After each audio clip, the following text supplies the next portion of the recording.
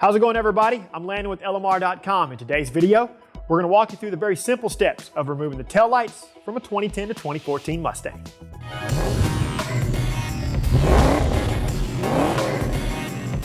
First, you want to open the trunk by using the key fob or the dedicated switch on the center console. Then, head to the front of the car and disconnect the negative battery cable. It's always good practice to do this when working with electrical components, regardless of the complexity of the job. Back at the rear of the car, locate the rearward trim panel. Loosen and remove the upper screw type retainers. There is one on each side. Sometimes these can be silly to remove, so you may have to gently remove the retainer with the plastic trim tool.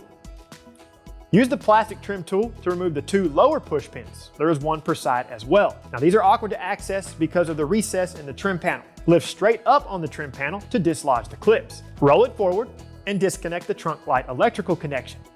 Lift up on the spare tire cover and then remove the trim panel from the car. Starting on the driver's side, loosen and remove the 13mm bolt securing the trunk carpet to the car. This is optional, but it does allow more room to roll back the carpet to gain access to the taillight nuts.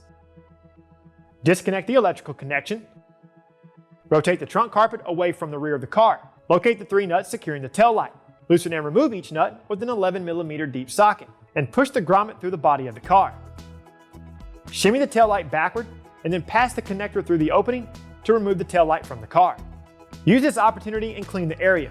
Wipe up any dirt with a microfiber towel and a waterless wash product. The steps with the passenger side are the same unless you have a factory installed subwoofer. Depending on the working area, you may have to remove the subwoofer. To do this, you'll need to remove the spare tire cover, remove the retaining hardware, and disconnect the electrical connection.